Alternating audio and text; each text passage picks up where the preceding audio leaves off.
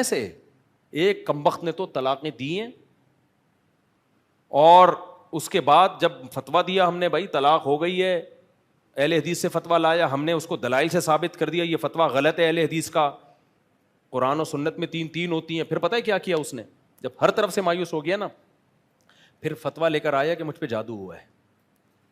حالانکہ میں جانتا تھا کچھ بھی نہیں ہے. کیا جادو ہوا ہے؟ جادو کی دلیل کیا؟ کہہ رہا ہے یار دیکھیں میری اچھی بھلی بیوی ہے, میرے کو اس سے لڑائی بھی نہیں ہے, تو ایسی عورت کو کوئی طلاق دے گا؟ میں نے کہا نہیں. کہہ رہے پھر بھی میں نے دے دی, پھر بھی میں نے دے دی. اچھا کہہ رہے اس سے پہلے اتنی لڑائیاں ہوئی, میں نے کبھی دی؟ میں نے کہا نہیں. کہہ رہے پھر بھی میں نے دے دی.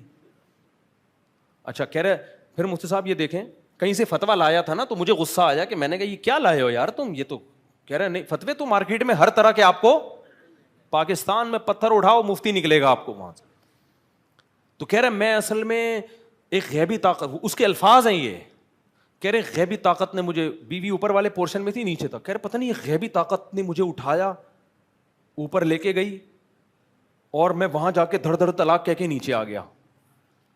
میں نے کہا میرے بھائی خدا کے عذاب سے ڈرو, یہ کہانیاں کسی اور کو سناؤ, یہ کہانی ہے, لیکن کہاں اللہ کا خوف جب ختم ہو جائے. تو یہ کیا ہے؟ جلد بازی. تو میں نے اس خاتون سے کہا, میں نے کہا جان چھوٹ گئی اس فضول آدمی سے, اچھا ہے یہ پیڑے کھا رہا ہے. وہ بھی بیچارہ عورت نرم دل ہوتی ہے, کہتی میرے ہسبینڈ ایسے ہیں نہیں, ایکچولی وہ بیچارے چاہتے نہیں تھے لیکن دیکھیں ہو گیا تو کیا کروں. میں نے کہا وہ چاہتا تھا تبھی دی ہے, ورنہ بھائی اڑ جاتا نا, کون کیا بگاڑ لیتا اس کا, کیا بگاڑ لیتے خاندان والے. بولتا ہے ایسی کی تیسی جو مرضی. اور ہمارے ایک جاننے والے نے کی ہے دوسری شادی, اس کے سسرال نے بہت بندوق لے کر آ گئے کہ تو طلاق دے ورنہ مار دیں گے. اس نے کہا میرے قتلے بناؤ, ٹکڑے کر کے نا کوؤں کو کھلا دو, کسی کے باپ میں دم ہے میری زبان سے نکلوا کے دکھائے. میں نے کہا مرد پہلی دفعہ زندگی میں دیکھا ہے. یہ الفاظ تھے اس کے. ایسے لوگ بھی ہیں الحمدللہ. اس کو بہت دباؤ اٹھا. اس نے کہا یہ نہیں کہ اس نے کہا میں دوسری طرف مائل ہو جاؤں گا, اس نے کہا یہ پہلی بھی میری ہے, اس کے حقوق میں کوئی کمی ہو پھر بندوق سے میرا سر اڑاؤ آپ. یہ بھی خاندانی, یہ نہیں کہ اب پہلی کی دوسری کی وجہ سے پہلی کو بھول جائے. کہہ رہا ہے یہ بھی ہے یہ بھی ہے, چھوڑوں گا دونوں میں سے کسی کو نہیں,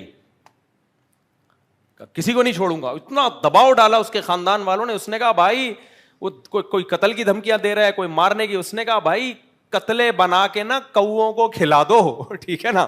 اور اس نے کہا کہ میں ذہنی طور پہ تیار بھی تھا کہ جب کیا ہے تو پھر میں نے اس کو حوصلہ, میں نے کہا یار مرد پہلی دفعہ دیکھا ہے, خاندانی آدمی. میں نے کہا یہ ایسے ہی ہے, رکشے کے پیچھے لکھا ہوتا ہے تپڑ ہے تو پاس کر ورنہ برداشت کر.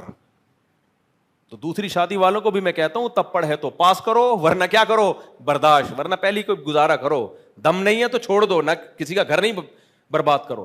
دم ہوتا نہیں ہے, چسکے لینے کے لیے شادی کرتے ہیں, جب دباؤ آتا ہے تو چسکے لے چکے ہوتے ہیں, 6 مہینے تک نہیں پکڑے جاتے, تو 6 مہینے میں انجوائے کر لیا لائف کو.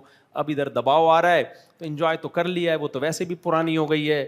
اماں نے دباؤ ڈالا, ابا نے دباؤ ڈالا, میں ایکچولی مجبور ہوں. اماں بیچاری کیا مجبور, وہ کیا کرے گی, ماں کیا کرے, عورت کیا مجبور کر سکتی. اماں کو بول دو اماں آپ کے قدموں میں جنت ہے, یہ میں نہیں کر سکتا.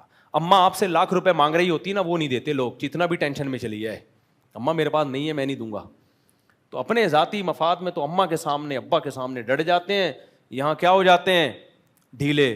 تو یہ سب کیا ہے, جلد شادی بھی جلد بازی میں کر لی بغیر انجام سوچے, اور اب طلاق بھی جلد بازی میں دے رہے ہیں.